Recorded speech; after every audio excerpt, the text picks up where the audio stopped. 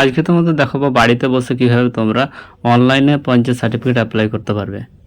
এখানে সব নিচের অপশানে আসবে, এখানে চেকমার্ক করবে, তারপরে প্রসিড অপশানে ক্লিক করবে, তারপরে মোবাইল নম্বর দেবে, তারপর ওটিপি চলে যাবে, ওটিপি দিয়ে বসিয়ে তারপরে ভেরিফাই অ্যান্ড প্রসেস অপশানে ক্লিক করবে।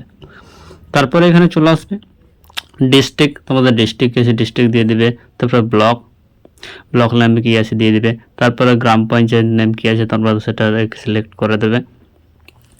তারপরে আমরা চলে আসবো কি সিকিউরিটি, অর্থাৎ কি তোমাদের এখানে কে জয়লাভ করেছে, অর্থাৎ কি ভোটে যে জিতেছে প্রধান কে আছে তার নামটা সিলেক্ট করে দেবে। তারপরে কি তার বাকি ঘরে দরকার নেই, কারণ সেটা কি ম্যান্ডেটরি নয়। তারপরে যে আর অ্যাপ্লাই করবে সে মিস্টার না মিসেস সেটা আমরা আপনাকে করে দেবো। তারপর অ্যাপ্লিক্যান্ট নেম, তারপর গার্জিয়ান নেম, তারপরে আমাদের রেসিডেন্সিয়াল, তারপর হচ্ছে অ্যাড্রেস, তারপর পোস্ট অফিস, তারপরে আমরা পুলিশ স্টেশন, তারপরে ভিলেজ কি আছে তোমরা সেটা লিখে দিতে, তারপর পিন নম্বর, তারপরে ডেট অফ বার্থ। তারপরে এই যে বাঁদিকে যে বাংলা ভাষায় লেখা আছে সেটা আমাদের দরকার নেই, কারণ এটা আমাদের দরকার নেই, ঠিক আছে, আমরা সেটা ফিল আপ করবো না, সেটা চেক মার্ক নেই।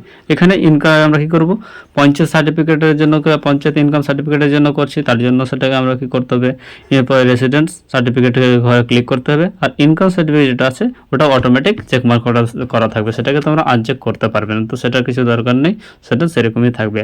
সেখানে তোমরা শুধু রেসিডেন্স সার্টিফিকেট এই যে ঘরে চেক মার্ক করবে, ঠিক আছে। যদি এছাড়া অন্য কিছু সার্টিফিকেট দরকার তাহলে সেটা তোমরা দেবে। তারপরে বাকি যা আছে তার ডকুমেন্টস আপনাদেরকে এখানে কী কী দিতে হবে সেটা দেখে নেবো আমরা। এবার চলে আসবো এখানে অ্যাপ্লিকেন্টকে দিতে হবে ফার্স্টে তোমাদেরকে যে কোনো আধার কার্ড বা প্যান কার্ড বা ড্রাইভিং লাইসেন্স, পাসপোর্ট, যে কোনো একটা ডকুমেন্টস আমরা সিলেক্ট করে নেব। তারপর সেটাকে তো আমরা 100 কেবির মধ্যে সেটাকে পিডিএফ বা জেপিজি ফর্মে সেটাকে আপলোড করে দিতে হবে আমাদেরকে। তো তোমাদের যেটা সুবিধা হয় এই পিডিএফ বা জেপিজি যে কোনো একটা ফরম্যাটে তোমরা সেটা আপলোড করে দেবে। প্যান কার্ড বা ভোটার কার্ড আছে, যে কোনো একটা সার্টিফিকেট সেটা তোমরা আপলোড করে দেবে। এখানে ডকুমেন্টস নাম্বার মানে সেখানে থেকে ক্লিক করে সেটা তোমরা ক্লিক করে আপলোড করে দেবে। তারপর আবার দ্বিতীয় ঘরে চলে যাবো, সেখানে তোমরা আধার কার্ড প্যান কার্ড যে কোনো একটা দিতে পারো, যেগুলো তোমাদের ঠিক আছে আর কি সেগুলো তোমরা দেবে ডকুমেন্টস আপলোডের ঘরে। 2 MBর মধ্যে তোমরা দিতে হবে। তারপর গ্রাম পঞ্চায়েতের সার্টিফিকেট ওটা দরকার নেই, যদি ট্যাক্স সার্টিফিকেট থাকে তাহলে দেবে, নাহলে তাহলে দেবে না, ওটা চেক মার্ক নেই। তারপর সাবমিট অপশানে ক্লিক করে দেবে। নেক্সট আমরা চলে আসবো। তারপরে এবার আমরা দেখতে পাবো যে তোমাদের অ্যাপ্লিকেশনটা কী অবস্থায় হয়েছে, কমপ্লিট হয়েছে কি হয়নি, সেটা আমরা লগ ইন করে দেখে নিতে পারবো আবার তো স্ট্যাটাসটা কী আছে।